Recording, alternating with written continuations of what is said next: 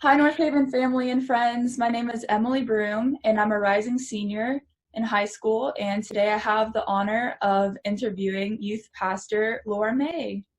Hi. Hi. So to I'm so begin, excited to talk to you. yeah, me too. This is Um, yeah, so could you just briefly introduce yourself, say what you do and what brought you to Northaven?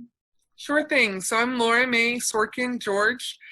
I have been at North Haven for just over 8 years, and I have done a variety of things in that time, but mostly I have worked with the youth. I started out as a youth volunteer shortly before I joined the church, and then I joined North Haven, and then I started working with the youth after that. Um, I my very first confirmation class are going to be sophomores in college this year, which is kind of crazy to think about. And before North Haven, I was at Oaklawn.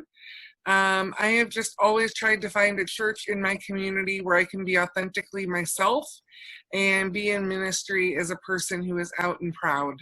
And North Haven gives me the opportunity to do that, which is one of the many reasons I love my church. I love that. Me too. So, if you weren't a youth pastor, what do you think that you would be doing right now? I have had a lot of weird jobs in my life. So when I'm not at North Haven, I work for a nonprofit called Leukemia Texas. I'm their office manager. I have been a veterinary assistant. I have worked in a public policy office. I was a corporate trainer for Applebee's for a couple of years. I've been a tour guide. I've waited tables. I've been a barista. I taught middle school music for a while. I know I'm forgetting jobs. I worked for the YMCA for a while. I had a theater job for a while. I've done professional music gigs. I play flute. I I do whatever seems right to me in the moment. I sort of wander like that. Yeah. So, what led you to your passion for working with youth? I received my call to youth. I received my call to ministry while I was a youth. I was at summer camp at Lakeside, Ohio. Um, Ohio has a really neat summer camp program that is unlike anything in Texas. It's just set up and structured very differently. And I've been going to camp since third grade, sometimes multiple weeks a summer. And through the Camping and Retreat Ministries of the East Ohio Conference, I realized I had a call to ministry. And because I'm from a small church that only had a senior pastor, a part-time secretary, and a part-time custodian, we had a volunteer pianist even. I didn't realize that there were other jobs in the church outside of senior pastor.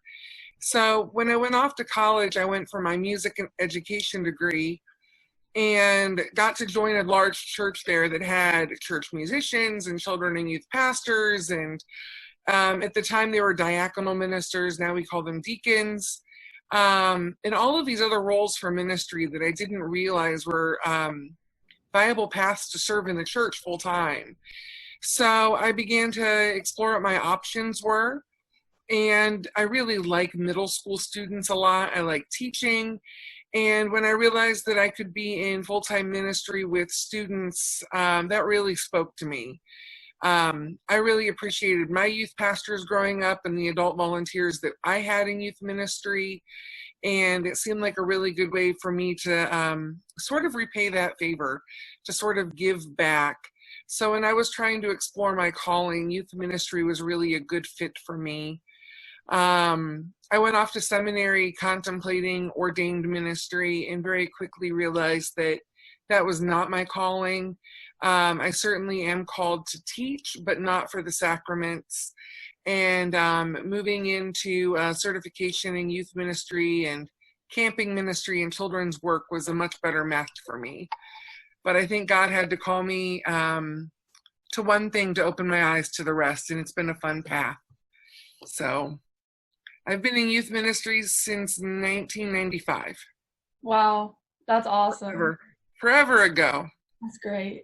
It is. So, other than your passion for working with youth, what would you consider to be some of your other passions? They don't have to be church related. I love music. My flute, my piccolo are my first loves. I have wanted to be a piccolo player since a kindergarten field trip to hear the Cleveland Orchestra play. They were doing Peter and the Wolf, and each instrument is a different animal. And the piccolo player got up and did a little thing, and I'm like, oh my gosh, I need that in my life. So I love my flute and my piccolo, even though I don't play much anymore. I love to read. I love to cook for people more than just about anything. If I can make somebody a meal or cook for them, I am happy. I like to be hospitable. Hospitality is a big interest of mine. I like to craft. I knit. I do some needlepoint, some cross stitch. I like to annoy my two cats. They like to annoy me in return. It's great fun. When I volunteer, though, I like to volunteer in literacy programs. I like to read books. I like to promote reading. So, reading, crafting, dinner parties, bad jokes, stupid puns, big fans of those things. Yep. How would you describe your spiritual journey? Ecumenical? Okay. Ecumenical. My mom's family are Nazarene. Her parents, my grandmother, my step-grandma who raised my mom, her family is Mennonite. My grandpa's family was Lutheran. My dad's family are Jewish and Catholic. And I was invited to attend vacation Bible school at a United Methodist church in Broomfield, Ohio as a kid by a neighbor friend who lived down the street from me. And I loved going to that church. There were kids my age. It was great. There were no crucifixes on the wall. No one spoke Hebrew. It was a good match for me as a small kid. So I felt accepted and loved there. So I started going there. My sister and my parents started coming with me. The Methodist church let me ask questions and let me try to reconcile all of my various upbringings and family beliefs into a way that made sense for me. I really went off to seminary as sort of a personal passion project to get answers to my theological questions. And while I was there, I realized that other people probably had questions too, and that if I could use my teaching skills and my seminary skills, I could use them in a way to help other people figure out what their faith meant to them. So in trying to answer my personal questions about God and Jesus and the world and our place in it, and trying to figure all of those things out, I think I've sort of found my calling in it. But I was by no means intended to be a Methodist from birth. I just kind of found my way to it. I love that. Yeah, the power of a good invitation, right? When your friends invite you, you go. So how do you feel like your experience with your family being so diverse in its religious beliefs has led you to believe what you believe today? It's because I asked a bunch of questions and found the thing that made sense to me. I love the liturgy and the ceremony of the Roman Catholic Church. And I can find great meaning in that and all of the imagery. And as a kid, it bored me tremendously because it seemed really unapproachable. But now that I understand it, I'm very enamored of it. And my dad's family is Jewish. And growing up with all of those stories, it gave me a really practical approach to what our faith is built on in a way that I wouldn't have gotten academically, or in a way that my academics never quite made sense. And I think that's been the hardest thing to reconcile for my family, is that I would want to give up Judaism or not make it my own. I think that they kind of, you're already chosen. Why would you want to choose something else? But they get it. They don't really focus on a heaven or an afterlife, and my theology doesn't really either. So we see eye to eye on that. And the rest of my Protestant family is a little more conservative than I am, but I think they think that I'm a little far left on most things, so they think that my theology probably just follows suit. I don't think they think too hard about it. My family used to give me great grief about what I believe and who I am, but I can explain my thoughts to them. And because I can rationally explain all of it to them now, they respect that and we're good. That's great.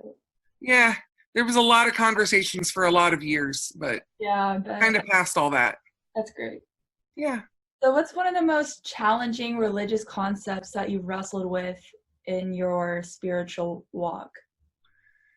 I think everyone struggles with the Trinity to some extent, trying to understand the nature of an all-knowing God and then a fully human Jesus and then a spirit that is sort of like this little voice inside of you and the thing that compels you. And even though the Trinity isn't really mentioned in the Bible, but how it's a concept of our theology and how it all fits together. That was the thing, especially in seminary, that I got stuck on the most. And I still always fumble when I'm trying to teach it in confirmation.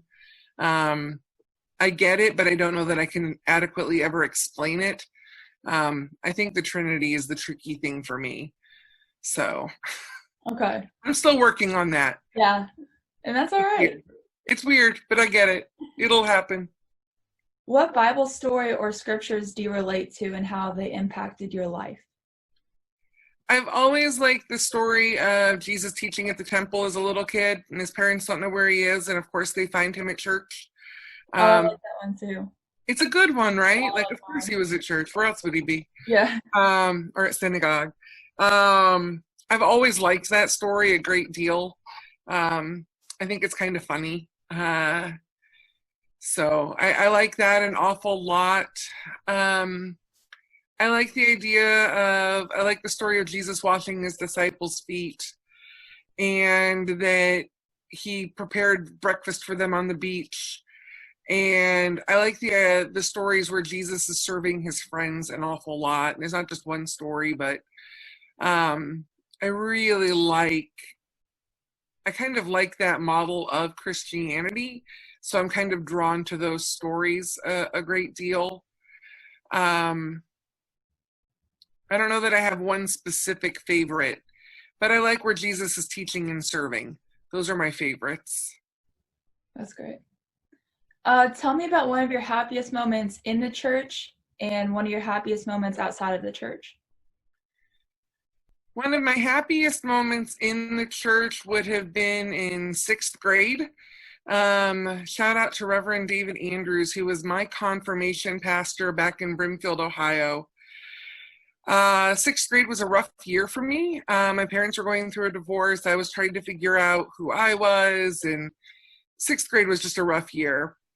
And he invited me out to lunch after church, he and his wife and their kids, and they're like, come have lunch with us, come sit and talk. And they let me just sort of be myself in that moment and tell them all the things that were going on in my life and in my world, and let me really, really be me in a way that adults didn't normally listen to me up until that point. And they let me know that the church was around and like if I needed rides to and from things, and that if I had deep questions about the universe in the middle of the night, I could call and ask questions, which is of course still like landline phones. You couldn't text and ask. Yeah. And just made me feel real supported and real connected, and that if my parents were busy and there was stuff going on, that I had safe adults to talk to. And just, I remember feeling so surrounded by love and so important in that moment that it's just really stuck with me as sort of a model of what the church can be at its best. And I've had a lot of really great moments in the church since then, but that was really special to me. And then when I was confirmed later that year, my baptism and confirmation were together in 6th grade. My mom and dad and my grandma, everyone were there. But the pastor's family came up and stood with me too. And it was just so sweet to have that additional support. And his kids were much older than me. Like they were high school, college age when I was in middle school.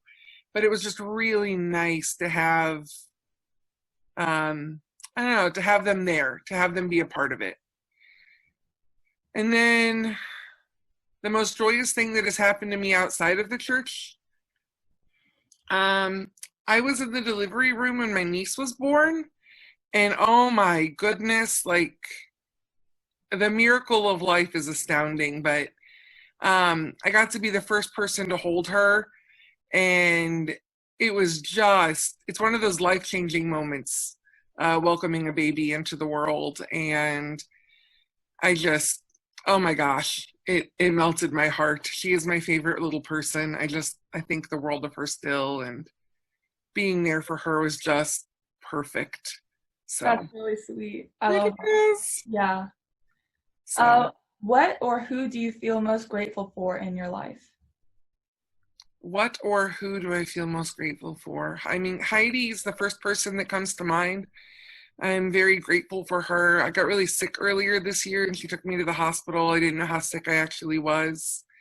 She looks out for me and I appreciate that. I talk to my sister in Cleveland several times a week.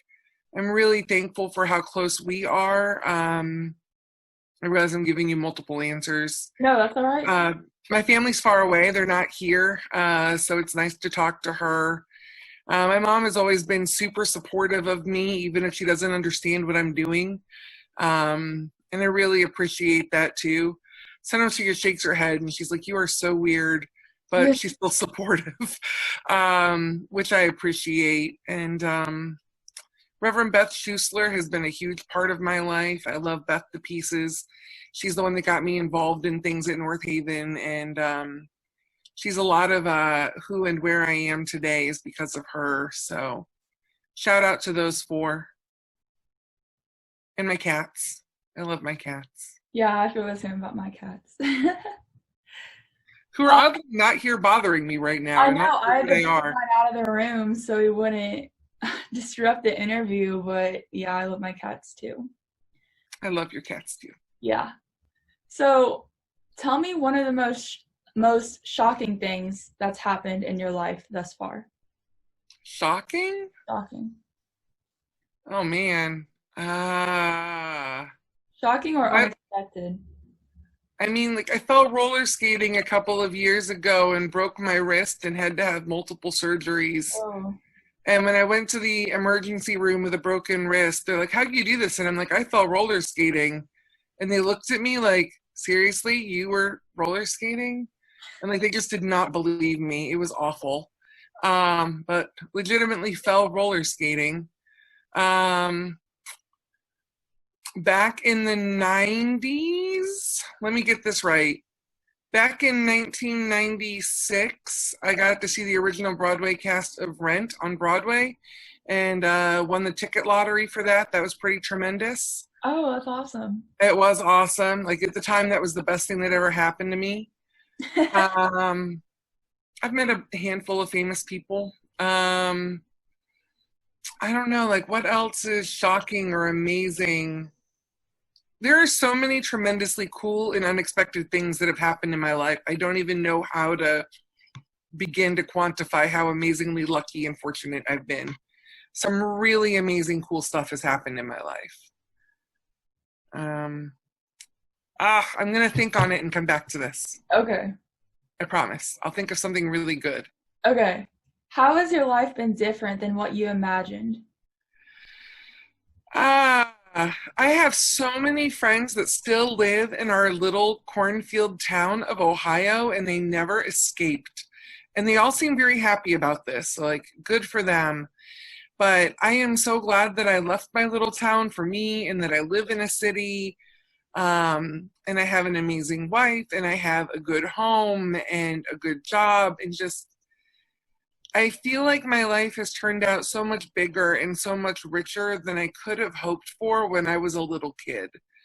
I kind of figured that someday I would grow up, go to college, get married, and have a job, but I never really like filled in the details of it. And it is just so much cooler than little kid me could have ever dreamed.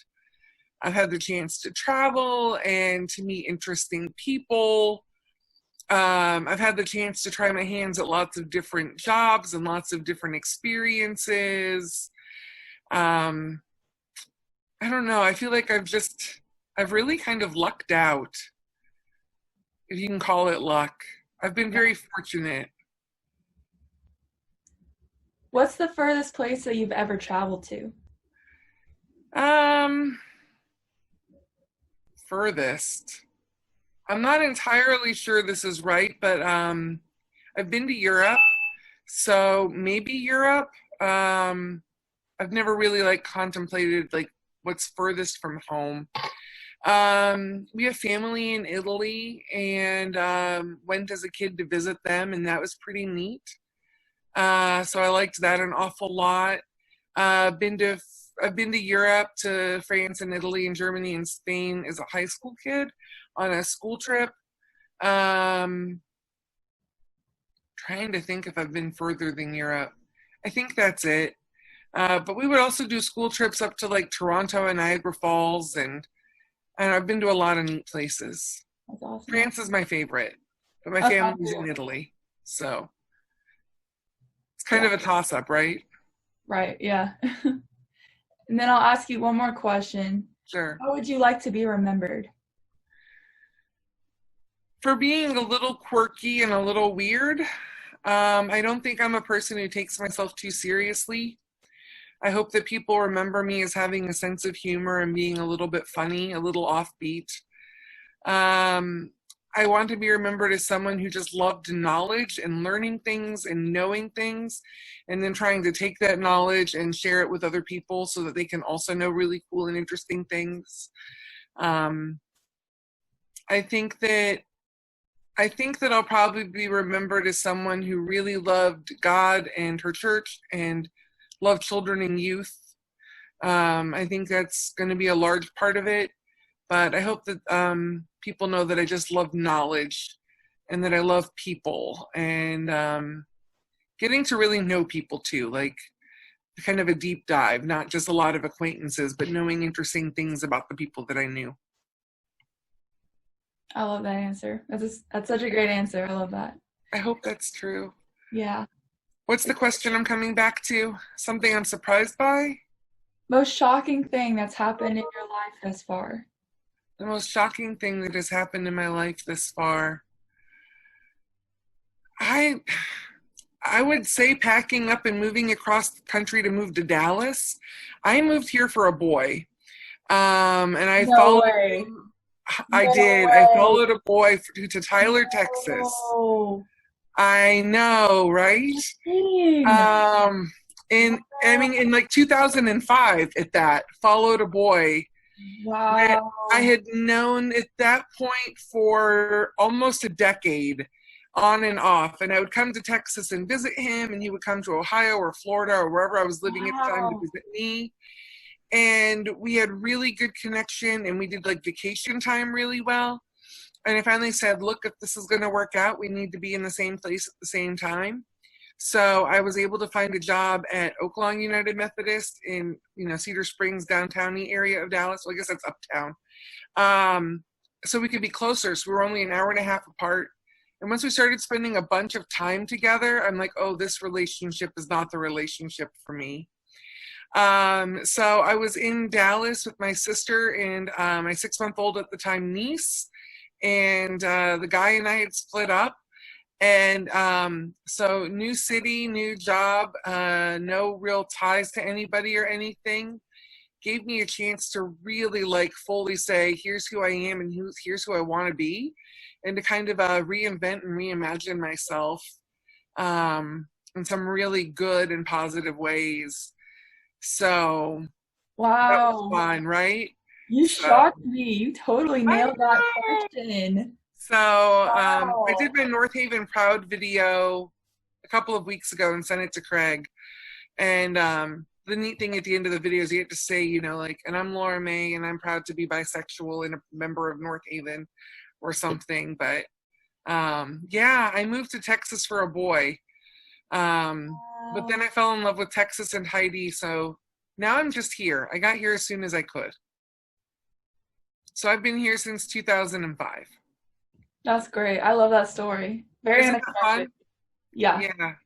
It took a minute, but once I thought of it, I'm like, yes, this is a good one. I love that. Yeah.